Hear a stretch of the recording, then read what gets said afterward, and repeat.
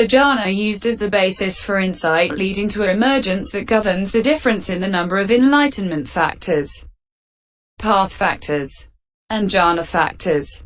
And some say that it is the aggregates made the object of insight that govern it. And some say that it is the personal bent that governs it, yet it is only this preliminary insight and insight leading to emergence that should be understood to govern it in their doctrine.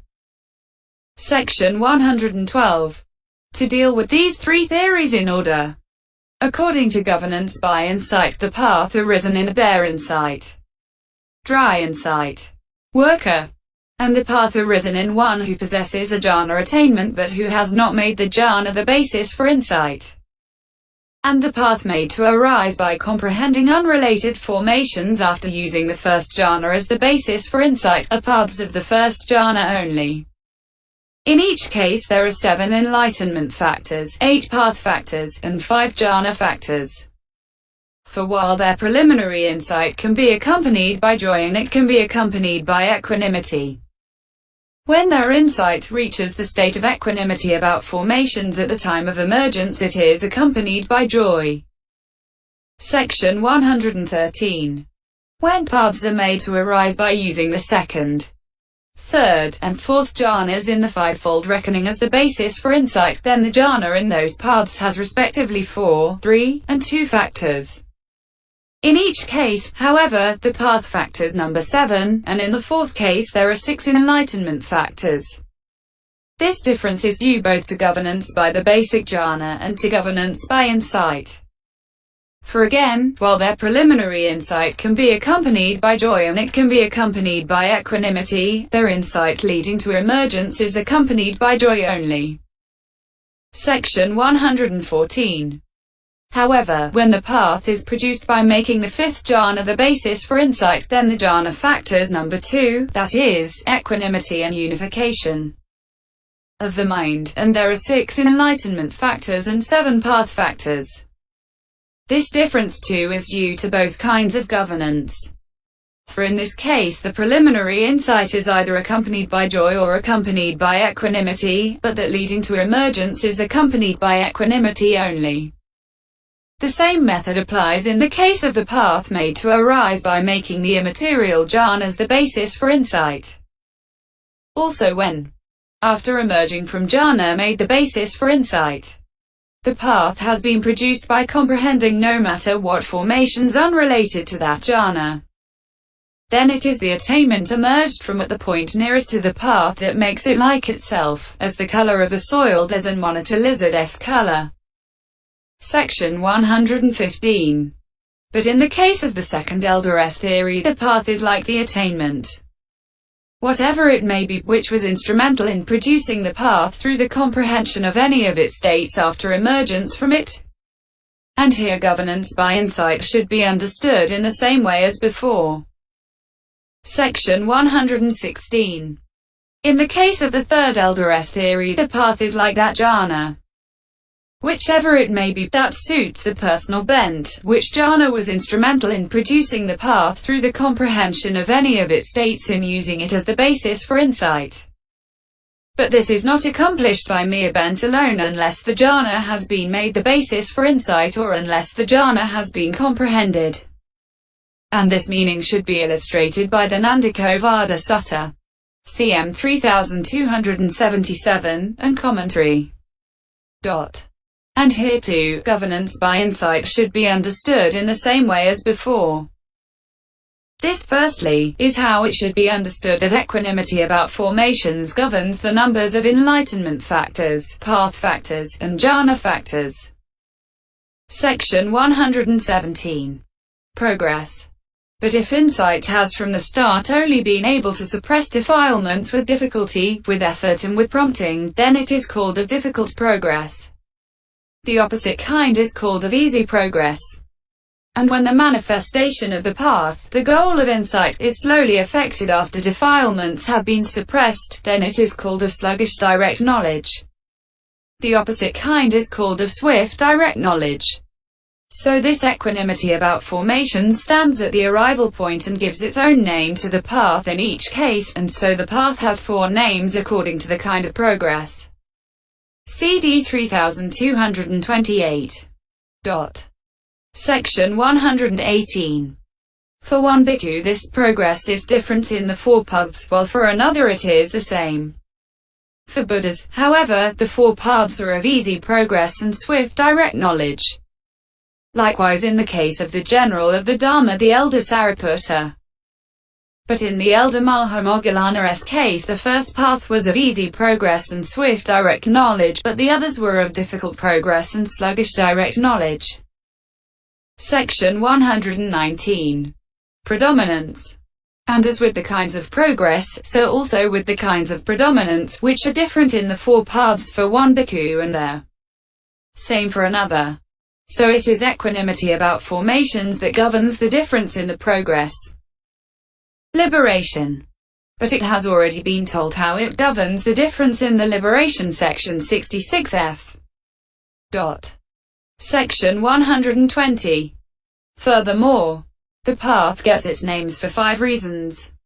That is to say, owing to its own nature, or owing to what it opposes, or owing to its own special quality, or owing to its object, or owing to the way of arrival. Section 121. 1. If equanimity about formations induces emergence by comprehending formations as impermanent, liberation takes place with the signless liberation. If it induces emergence by comprehending them as painful, liberation takes place with the desireless liberation. If it induces emergence by comprehending them as not self, liberation takes place with the void liberation. This is its name according to its own nature. Section 122. 2.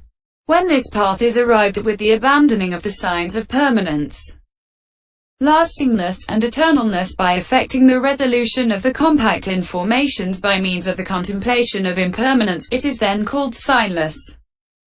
When it is arrived at with the drying up of desire and longing, by abandoning perception of pleasure by means of the contemplation of pain, it is then called desireless. When formations are seen as void by abandoning perception of self, of a living being, of a person, by means of the contemplation of not self, it is then called void. This is its name according to what it opposes. Section 123. 3. It is void because void of greed, and so on. It is signless owing either to absence of the sign of materiality, etc., or to absence only of the sign of greed, and so on. It is desireless because of absence of desire as greed, and so on. This is its name according to its own special quality. Section 124. 4. It is called void, signless, and desireless too, because it makes the void, signless, desireless nibbana its object. This is its name according to its object. Section 125. 5. The way of arrival is twofold, namely, insight's way of arrival applies to the path, and the path's way of arrival applies to fruition. Now, contemplation of not-self is called void, and the path arrived at by void insight is called void. Again, contemplation of impermanence is called signless, and the path arrived at by signless insight is called signless. Section 126. But while this name is inadmissible by the Abhidhamma method, it is admissible by the Satanta method. For, they say, by that method change of lineage takes the name signless by making the signless nibbana its object, and while itself remaining at the arrival point, it gives its name to the path. Hence the path is called signless. And its fruition can be called signless too according to the path's way of arrival. Section 127. Lastly, contemplation of pain is called desireless because it arrives at the path by drying up desire for formations. The path arrived at by desireless insight is called desireless. The fruition of the desireless path is called desireless. In this way insight gives its own name to the path, and the path hands it on to its fruition. This is its name according to the way of arrival. This is how equanimity about formations governs the difference in the liberations. Equanimity about formations is ended. Conformity knowledge. Section 128. As he repeats, develops and cultivates that equanimity about formations. His faith becomes more resolute, his energy better exerted, his mindfulness better established, his mind better concentrated, while his equanimity about formations grows more refined. Section 129. He thinks, now the path will arise. Equanimity about formations, after comprehending formations as impermanent, or as painful, or as not self, sinks into the life continuum. Next to the life continuum, mind or adverting arises, making formations its object as impermanent or as painful or as not self according to the way taken by equanimity about formations. Then next to the functional adverting consciousness that arose displacing the life continuum. The first impulsion consciousness arises, making formations its object in the same way, the maintaining the continuity of consciousness. This is called the preliminary work. Next to that a second impulsion consciousness arises, making formations its object in the same way. This is called the access. Next to that a third impulsion consciousness also arises, making formations its object in the same way. This is called conformity. Section 130. These are their individual names. But it is admissible to call all three impulsions repetition or preliminary work or access or conformity indiscriminately. Conformity to what? To what precedes and to what follows. For it conforms to the functions of truth both in the 8 preceding kinds of insight knowledge and in the 37 states partaking of enlightenment that follow. Section 131. Since its occurrence is contingent upon formations through comprehending the characteristics of impermanence, etc., it, so to speak, says, knowledge of rise and fall indeed saw the rise and fall of precisely those states that possess rise and fall, and contemplation of disillusion indeed saw the dissolution of precisely those states that possessed disillusion, and it was indeed precisely what was terrible that appeared as terror to knowledge of appearance as terror, and contemplation of danger indeed saw danger in precisely what was dangerous, and knowledge of dispassion indeed became dispassionate towards precisely that which should be regarded with dispassion, and knowledge of desire for deliverance indeed produced desire for deliverance from precisely what there should be deliverance from, and what was reflected upon by knowledge of reflection was indeed precisely what should be reflected upon, and what was looked on at with equanimity by equanimity about formations was indeed precisely what should be looked on at with equanimity. So it conforms to the functions of truth both in these 8 kinds of knowledge and in the 37 states partaking of enlightenment which follow, because they are to be reached by entering upon it. Section 132. Just as a righteous king, who sits in the place of judgment hearing the pronouncements of the judges while excluding bias and remaining impartial, conforms both to their pronouncements and to the ancient royal custom by saying, so be it, so it is here too. Section 133. Conformity is like the king.